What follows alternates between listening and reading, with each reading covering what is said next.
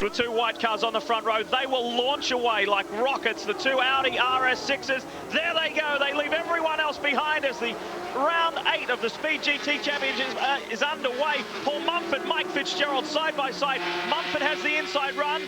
We ride with the PTG BMW of Boris said down in there, and it's his teammate right alongside Bryce Miller. Well, and I was really impressed by Fitzgerald and Mumford there.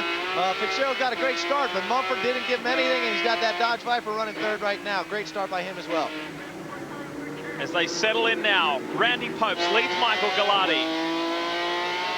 A little further back in the field, this is with Hans Stuck. We have communications with Hans in this race as well. We may try that a little later on once he gets into a rhythm and settles down a little bit. Always a tense time, the opening lap. One of the BMWs, and that's Justin Marks diving on the inside of David Farmer. But Farmer might have a shot at getting back on the inside of him. You know, it's a funny thing, first lap of the race, you know, you're worried because you have cold brakes, cold tires, your tire pressure's on up, a lot of things can go wrong, and we see something's happening up in front of us right now. And that is Bryce Miller, a rookie to the series, and his first drive for the PTG BMW team. Meanwhile, back up front, Paul Mumford chasing hard as he can, back on board with Hans Stuck. Oh, Hans is way loose one wide there. That's going to cost him some positions. And there's Miller on the outside, squeezing Hans Stuck. Beautiful job by him. And you know what? It's interesting for Miller. You know, it's a new situation for him, and to be out there with a guy like Hans Stuck, very easily to let yourself, you know, get intimidated. So him doing battle from the start right there says a lot for this young guy's, you know, fortitude. Sure. Just 22 years old in his first race in the Speed World Challenge. And here is Karel Holfelder in the Mustang, but regroups and gets going again. And Bryce Miller will be in that car for the remainder of the year. Paul Mumford has got by Michael Gallardi. And very impressive. You know, when we saw these cars show up at Road America, we knew this Viper, you know, had a lot of potential. And right now they are looking very strong. And what's going to be interesting in this race, it's kind of been the Audi's MO this year. Run fast at the start, run your tires off. People are going to start to go by you here. And it's going to be interesting to see whether or not the Viper is going to be able to take advantage of the weakness that the Audi shows in that department. On the second lap, look at this. Mike Fitzgerald now starts to pressure Michael Gallardi. A lot of talk, the paddock scuttlebutt. Everyone is favoring Mike Fitzgerald for the race win today. But where is championship points leader Bill Aublin? He's in 6th at the moment and chasing hard. He's got Mike McCann immediately ahead of one of those new generation Vipers. And they are very, very nice looking cars, incredibly quick. And both those guys, Paul Mumford just running out of shot there, and Mike McCann. This is early days for them, and they're using this as a springboard to launch into next season, a full season in the SCCA Speed World Challenge Speed GT Championship. Well, and right now, Mumford is just giving Popes a fit. I mean, he's all over him, he's challenging him, and you know what? It's so nice to see these Vipers get back involved. They've had such a, you know, a strong history in sports car racing in the American Le Mans Series, and now in you know, Speed, you know, Challenge GT. It's nice to see these cars. They're beautiful and they're competitive. Brian. Well, they definitely are competitive. The other thing about both Paul Mumford and Michael McCann is they may be new to this series, but they are not new to that car. And Johnny, you know how important it is to be familiar with your mount. They've driven these cars a lot in Viper Challenge Series, so they're very familiar with them. They're a little smaller tire here, but they're very comfortable in those cars. I think it shows on the racetrack. Not sure on the situation with Mike McCann. I know that Paul Mumford has had his car since February earlier this year and racing it in the Viper Racing League, and that's allowed them to fine-tune, get through the teething problems, and they knew that they were coming here toward the end of the year. So, and it is running beautifully at the moment. Gallardi still maintains 3rd. Here's the pass for 2nd. And this is going into turn 11. Remember, your car's got to be good on the brakes and good under acceleration. And Mumford just stunk it down in there. That was a beautiful classic move. Nothing that Gallardi can do to defend it. Let's update you. It's Randy Popes in the champion RS6 Audi who leads the way from Paul Mumford. Now you're looking at Hans Stuck still working on David Farmer. And he's got by Bryce Miller. Miller has now dropped to 11th after a good qualifying effort in 5th. But he did receive some extra weight after qualifying, an additional 150 pounds to bring his car into line with the other PTG BMWs. He did not get a chance to drive that car in that configuration, so he's coming to terms with that. Behind Mumford, it's Gallardi who runs 3rd. Fitzgerald in the Porsche. Look at this, it's traffic jam. City down there, and Gallardi is coming under increasing pressure. You ride with Mike McCann, and there's Mike Fitzgerald. Look at the power of this Dodge. Boy, but you know what? And that was a very interesting shot right there, because you could see the change in speed when he changed gears. He went up the next taller gear, didn't have a, you know, and Fitzgerald didn't. Oh, but he left the door open a little bit there. Bill Auberland looked and tried, and we've got a new race leader. Paul Mumford has got ahead of Randy Pobst. So Mumford leads the way in only his second Speed GT race, a podium at Road America after he came from 22nd to 3rd. He did receive some fortune there with that huge crash involving Phil McClure and the McCann brothers. And he went through to pick up a podium. And this Viper is in great shape today here at Road America. He's from Yorba Linda, right here in California. So this is one of a few home tracks for him. And he's looking nice and clean, you know. It'll be interesting to watch these next couple laps, because he's in a situation he's not used to. He's got Randy Pobst, who of course is very well known in this type of racing, and he's likely to push too hard and make mistakes trying to open the gap too quick.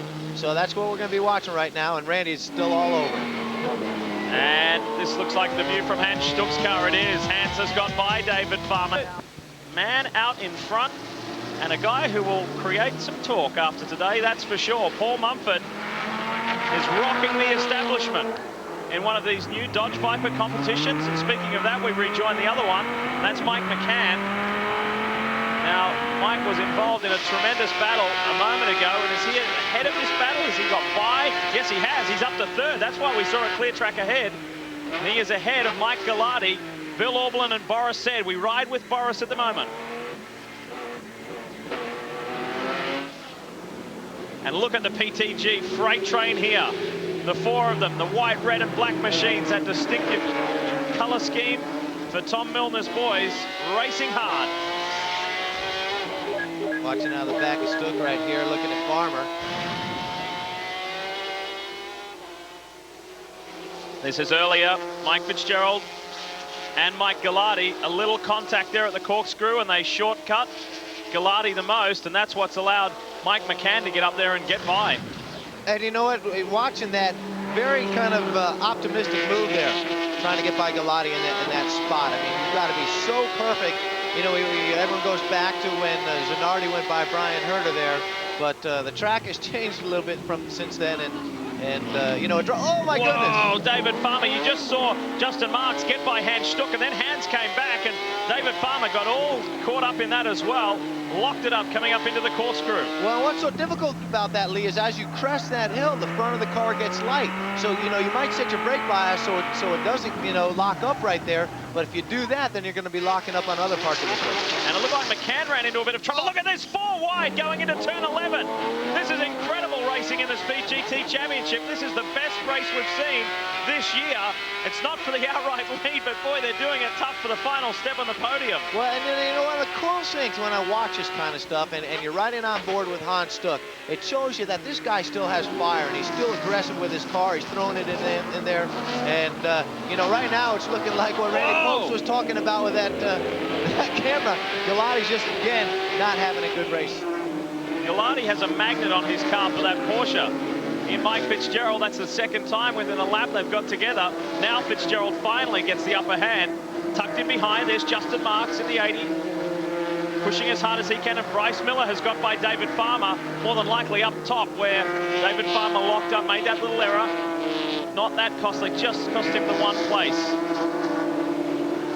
Farmer, and right in behind David Farmer is Tim Weens in the 33. Up front, it's still Paul Mumford, though. The Viper driver leads the way, and leads well by about half a second over Randy Pobst. Here they are. Oh, but look at that. Did you see Randy as he came through that corner? He had all 4 tires sliding, whereas that Dodge looked nice, smooth, barely even laying any rubber down. So, you know, a lot of times what a driver will do, you finish your corner, you check your mirrors to see what the guy behind you is doing and how much he's using his car. I think right now for Randy to hang on here, he's using a lot more car than Mumford is. Well, let's find out more about Paul Mumford. Brian, what do you have? Well, Eric Meswell is the crew chief for Paul Mumford. And Eric, I know you guys surprised a lot of people at Road America, but are you surprised by the performance here? Yeah, we've been working pretty hard on getting the car sorted out, so we're pretty pleased with the way it's going so far. We're just hoping that the front tires are going to stay underneath the car. Pretty pleased is an understatement. What about the pressure from Randy Popes? That's a lot for a guy that's a rookie. Randy's an excellent driver. I've known Randy for a long time, and he won't let up. So it should be very interesting about halfway through. Obviously, these guys thrilled, and I'm sure the guys back in Detroit watching these Vipers run, they're excited too, Lee. Yeah, strong run at the moment. Look at that. Massive. There's something like 9 seconds from second back to third. Plenty of space there, and Mike McCann's enjoying his run. Battles continue here. Hans Stuck holding off Mike Fitzgerald. Hans had a great run. He's come from 11th to 6th. Well, you know, you always count on that from Hans. You know, he's strong, he never quits, pushing all the time, and that's why he is, you know, the champion known around the world that he is. Time to take a quick break from Mazda Raceway, Laguna Seca. The Speed GT Championship continues. This is round here, the Speed GT Championship. You're looking at Michael Gallardi defending from Justin Marks. This is the battle for 8. Bryce Miller and David Farmer.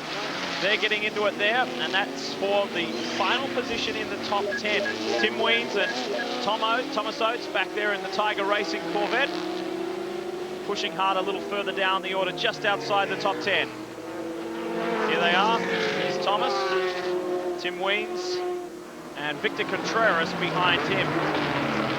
And for Mike Fitzgerald, Tim Weens and Victor Contreras, they're celebrating something this weekend. Some extra sponsorship on the Porsches with Coors Light. They've snagged that deal for the remainder of the season for three races, and that's great. That's valuable for them. Well, and I mean, every little bit of, you know, helps in this sport. You've got two really kind of monster factory teams here. You got Champion and Audi, and you got BMW with the PTG Tom Milner group. You know, the rest of these guys are all working in smaller budgets, smaller, you know, foundations of knowledge, because really, you know, when you're a big team, you can draw from the factory's experience, you know, different drivers' experience. These other guys that you see, they might not have all the knowledge or wealth of knowledge to pull from to make their car go quicker. And that's really one of the things that makes this Viper thing with Mumford leading the most impressive thing, because these are, you know, these aren't a big factory team. Dodge is not really, you know, here in presence and supporting these guys, and you know,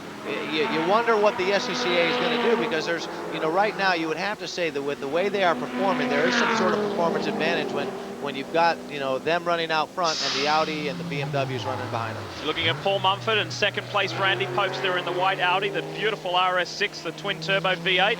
Let's find out more from the champion pit. Here's Brian.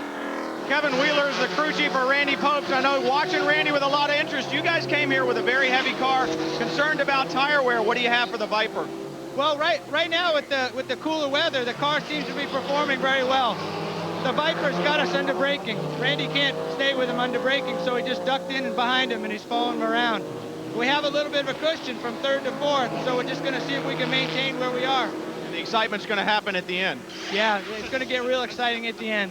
Stay tuned, Lee. Well, speaking of the weight, you mentioned, you heard Brian and Kevin speak about the weight of this car. Talking with Rod Bymaster from Audi Sport North America, he said that they've actually got a third car back at the factory, back at the workshop. They're working on it for next year and making it nice and light. You're looking at Mike Fitzgerald in the Coors Light Porsche, chasing Hans Stuck. Stuck started 11th, he runs 6th. It's a very productive start to this race on the 10th lap. You know, and when you look back at Fitzgerald, you're looking back at a guy who's been on fire lately. He's been real strong, and you know, that whole team has really come together. Of course, you know, you got Will Moody working on that car. A lot of guys with, you know, as I spoke before, a lot of knowledge. And you know, Mike has been running really strong. I think a lot of people really expected him to be at the front of this pack here. The Vipers maybe caught everyone by surprise, but there's still a long way to go. And look at this, Mike McCann has been relegated to 4th. Bill Aublin, he keeps the pressure up and gets by the Viper. That's been productive stuff from Aublin as well, as he leads the BMW PTG charge. Earlier this weekend and earlier on Speed, you saw that he clinched the Speed Touring Car Championship at Mazda Raceway Laguna Seca, and he wants to do the same in the Speed GT. Let's have a look at the replay for the pass for third. Aublin on McCann. Well, right now we're exiting turn 6. Oh, McCann just got out wide there, ran it too wide. And, you know, you cannot afford at this level of the game to make any mistake, to fall off the road or whatever, because that gives the guy behind you the opportunity to get by. McCann ran it in there a little bit too hard, and he might have been feeling some pressure from Bill. And That's what Billy was looking for. So Mumford regroups, gathers it up. This chase continues. Mike Fitzgerald is not letting Hans Stuck get away. Great driving from the veteran Austrian, keeping the Porsche at bay. And Mike Fitzgerald, many thought, may have been the one to win this one today. Thought the Porsche package would be the competitive one. But we've been surprised somewhat at the speed and the smoothness of Paul Mumford up front. He's doing a wonderful job. He leads Randy Popes by just over a second. Can he hold on to the end? Bill Aublin sits third. McCann and Sed round out the top 5. Paul Mumford, a newcomer to this series, leads the field out of turn 11 onto the main straight for the restart. The track has been cleared and Gapel's car cleaned up. Let's go back to racing. Let's see what the BMWs and the Audis have for this mighty Dodge Viper. Popes on the outside in the white Audi, sweeps right around the outside and forces Mumford to break deep. Great side-by-side racing, and Randy's gone. Randy's gone too far. You know what, in that restart with Mumford, what he did, he showed his inexperience by allowing Randy to get a run on him. Having the inside line, though, is a huge advantage. Randy ran it in there as deep as he could. Right now, we got Billy Auberland all over. Mumford's dealing with these hot guns, you know, and doing it well so far. Billy Auberland, he might be another story altogether, though. And remember that Auberland started 8th in this field, and look, plenty of pressure further back because Boris said wants to buy into this as well. And Hans Stuck on the inside. Hans Stuck said he wants to show Boris his tailpipe, and that's exactly what he's doing. You know what? And the cool thing is that Hans and Boris are the best of buddies. When you heard Hans refer to him as his brother, he means it. But you know, they're no friends on the racetrack. They'll laugh about it later. But a brilliant move by Hans. He caught Boris off guard there.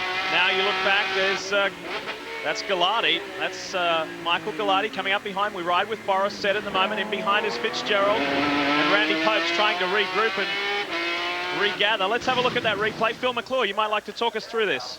Well, it looks like Randy's trying to hold the outside line there, and that heavy Audi just kind of slid off the edge of the track. Those tires seem to go away on those cars after about halfway through the race, and looks like Randy was doing his best trying to get in the lead.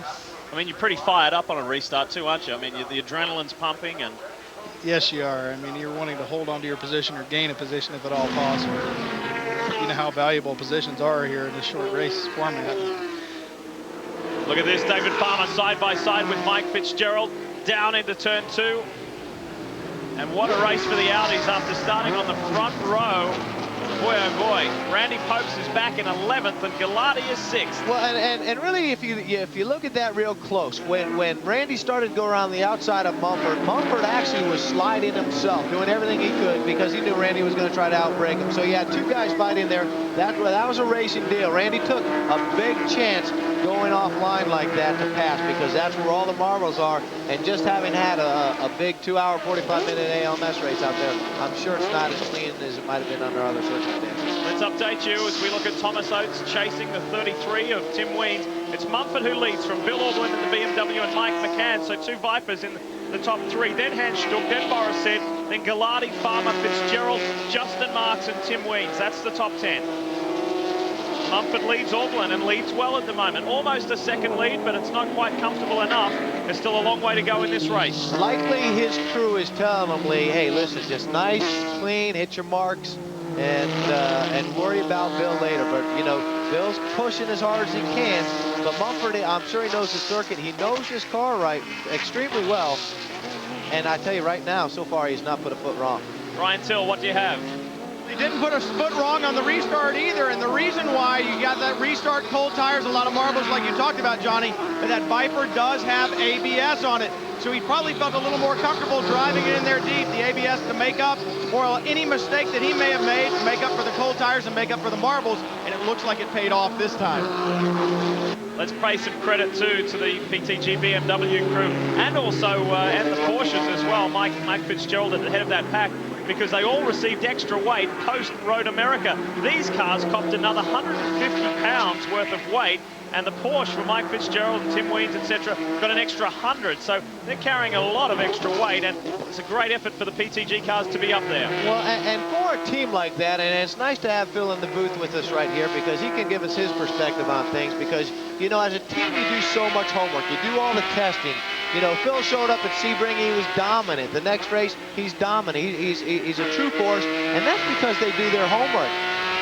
you know, and when you receive not just the penalty of the added weight for winning or all that other kind of stuff, but the arbitrary weight that also hurts other competitors who aren't doing as well as Phil. I remember talking to, you know, to Farmer, and, you know, when the Corvettes got that added weight, it was a huge disadvantage to them. And, you know, maybe, Phil, you can give us your thoughts on what it's like to be on the receiving end when you get that phone call. Well, it's not any fun at all. You realize you're going to be dealing with that weight through cornering, braking, and acceleration, and that hurts you all the way around. Looking at the BMWs, we knew the 150 pounds was going to belong to them, and we kind of hoped it might slow them down just a touch more than it has, but they're still strong. Replay here of Hans Stuck on Boris Said. Great braking maneuver into turn 5 before they climb the hill up to 6. Nice work there from Hans Stuck. We get back to it. And Boris Said still pushing as hard as he can, chasing teammate Hans Stuck. There's Stuck. And McCann, Michael McCann, running a very productive 3rd place. Will he remain there? These new Viper competition machines have drawn a lot of attention to themselves, that's for sure, and there will be a lot of discussion after this race. You're looking at Michael Gallardi fending off Mike Fitzgerald. Well, Popes to the inside, settles and pulls in behind Michael Gallardi. So Randy Popes is on the comeback big time. Well, and I tell you, it was a great move by Fitzgerald, you know, going into 11, but taking a peek, and Gallardi opened the door, but that Audi horsepower, boy, I tell you what, it's great to have horsepower, and he certainly got it over Fitzgerald. Then Randy, of course, took advantage of Fitzgerald being on the inside. He wasn't able to carry his momentum, and that hurt him all the way down to turn 2. Let's take another look at that. We've got the item on tape. Good forceful driving here at Mazda Raceway Laguna Seca, round 8 of the Speed GT. You've got Gallardi, the first car, then the Porsche of Fitzgerald, and then Randy Popes. Look at Mike Fitzgerald dive to the inside. Well, and you saw him go to the right first to throw a fake. That drew Gallardi outside. Even got into the dirt, but, you know, Fitzgerald being on the tighter line, he's not going to come off that corner as strong. And I tell you, that Audi horsepower, it is tough to beat. Right now, Gallardi's got Randy all over him. Oh, massive lockup from Fitzgerald at the top of the corkscrew. And it seems as though it's only a matter of moments until Randy Popes makes a move on his Audi teammate, Mike Gallardi. Down into turn 10. The steep downhill run. TV does not do this track justice at all in terms of the gradient. Now the run down to 11, and Randy not quite close enough this time. Up front, Paul Mumford still leads from Bill Aublin and Michael McCann. They're still your top 3 with 8 laps left to run here at Laguna Seca. You know, that shot right there, if you were looking for it, and I was, when you see those Audis come out of the hole like that versus Fitzgerald, because Fitzgerald nailed turn 11. I mean, he did a picture-perfect, classic line, everything. Came out of the corner and lost 7, 8 car lengths to these guys. And boy, I tell you what, that is so difficult to overcome. If you've just joined us, Lee Diffie with Johnny O'Connell and Brian Tilt. We're lucky to have special guest Phil McClure, who is 2nd in the championship, in this championship, until today. Unfortunately, Phil, you're going to lose that spot. Yeah, that's the sad part. Another sad part was the guys built me a brand new car from 21 days from the ground up, too. To see that out there is kind of a heartbreaking situation for me. But you will be back. We've got 2 more rounds after this Petit Le Mans, then Puerto Rico. We'll see you at Road Atlanta. Oh, you bet, you bet. That's another 6, almost 7 weeks for my noggin to heal up there. So hopefully we'll be in good shape for that. You've got a lot of fans out there. This category is, you know, particularly dominated by the European cars. You've got the big American muscle car. You've got a lot of fans. They want to see you back. Yes, they do. I mean, we hear from people all the time that really enjoy seeing the Corvettes, and now the Vipers. That's quite a new addition to this series also. But it's just such a fabulous series. SCCA has done a great job of promoting this and evening out the competition. It's just fabulous. Well, I, for one, miss seeing that Corvette out there. Always nice to see Corvettes running to the front. But at the same time, you got to feel very proud about your team. You know, again, they are rising to the level, and you know, the cars they prepare for you, and Mike, they're certainly killer hot rods. Yes, they are, and it's kind of an unusual team being a private team, having a Porsche and a Corvette to prepare. They've done a great job. Whoa, the Audi's going hard at it down in the hairpin. Popes makes the big move on the inside, and Randy gets by. Finally through on his teammate Mike Gallardi. And it's time to take a quick break from Laguna Seca. We want to say thanks to Phil McClure. For Randy to make the move, because he pulls out, uses all the road. Randy shoots right to the inside, and that's where the grip is. That tire smoke you saw was not off Randy. It was actually Galati being a little bit wide and in the marble. Different angle now. Look at how wide he is. Well, maybe it was Randy.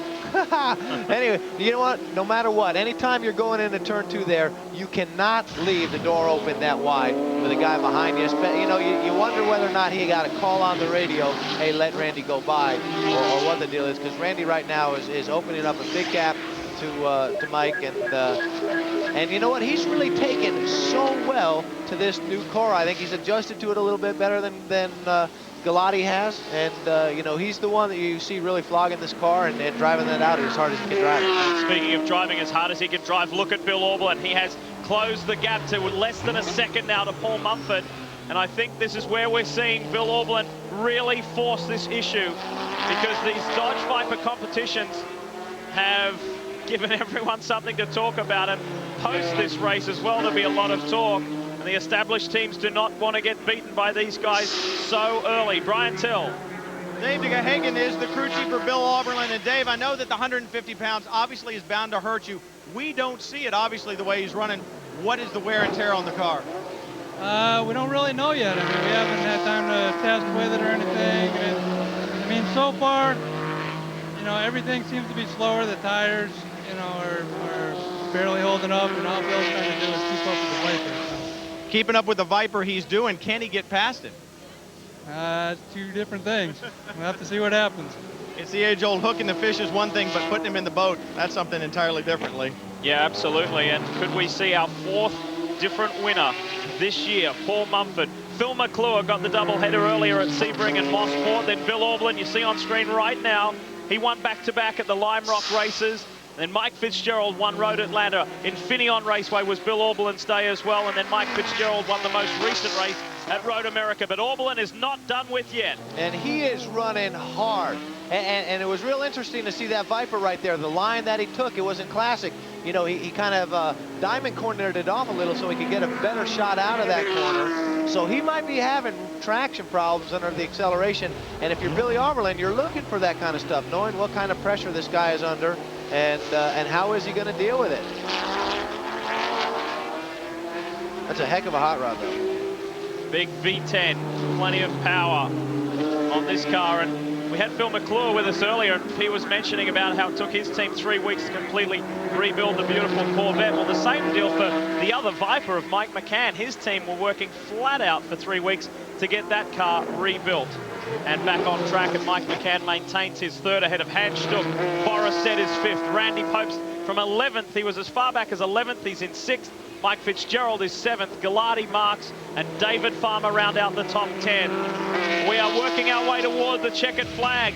Can Mumford hang on, or does Billy Auberlen from Hermosa Beach? And he is actually blushing here in the announcement. Well, speaking of fight, let's get back to serious stuff here. Mumford is, I tell you what, he's answering the bell for every round. He's doing a super job. Billy Auberlen all over him, 1 week away from being married. I know he'd like to get a win here. And I'm not sure that this car with the extra weight, and it has been a mighty drive from Bill Auberlen, but I'm not sure that Bill has anything for Paul Mumford. We've seen him get close. He's been within 6-7 tenths of a second, but I think that may be as close as Auberlen can get. We ride with the 3rd place car, the McCann Plastics Dodge Viper competition. Mike McCann. Oh, and he's struggling. And he's got Hans Stuck right on his hammer. You know what? And you could watch him when he was going into that corner, the car moving around a lot. And when you've got Hans Stuck all over you and you're fatigued and your car's, you know, worn down at the end of the race, you've got to be perfect. But guess what, Johnny? We can't, you know, just focus on this, because behind this viewpoint, look at he's in trouble. McCann is in major trouble. And Post is right behind this battle. Look, he's going right to the inside. Popes will be on the outside here, trying to get them both going into 10. This is pressure cooker stuff. You're looking at Mike McCann fending off. Here's our race leader. He gets the white flag. 1 more to go at Mazda Raceway Laguna Seca for Paul Mumford. But that scrap for 3rd. Incredible stuff. McCann was in all kinds of trouble. fending off Hans Stuck as we rejoin it. And look at this, Popes has got by Stuck, and now he's working on McCann. And he's going to get McCann. I mean, McCann is doing everything he can to keep him behind him. But there's, you know, Randy knows what those defensive lines are going to be. And my goodness, Hans trying to get, oh, he bumps him. Oh, just off, drop the right rear off. Final lap. Tense stuff here in the Speed GT Championship. Mumford is still holding Auberlen at bay, but this is for the final podium position. McCann, that was a spot that he perhaps should have got at Road America, and now he's got to fight off the pole sitter, Randy Popst. And on that inside line, watch Randy come out of this corner. He's got a killer run going down. Oh, on the outside.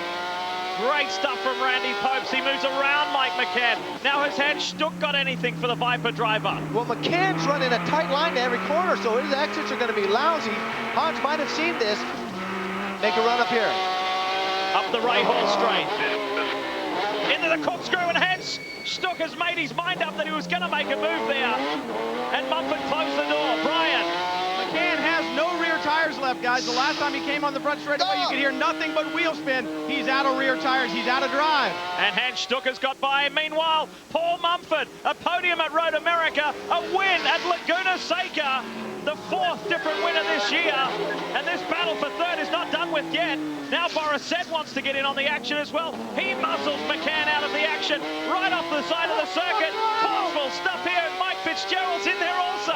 Awesome finish to round 8 here at Laguna Seca. The BMW boys went the biff at the end. And it's Mumford's day here in California. Wow, so much to talk about after this race today. You know, if you're everyone but McCann, you're feeling pretty good about that last lap. Boy, he got muscled. And you have to feel for him. As Brian mentioned, he ran out of rear tires. Let's have a look at a replay of those final stages of this race as Mumford took the checkered flag. Bill Auberlen in for 2nd, less than a second behind him. It was all on for the battle for 3rd. And there's our winner, the former motorcycle competitor turned 4-wheel drive. Interesting looking final results board. Mumford, Auberlen and Popes, your podium getters.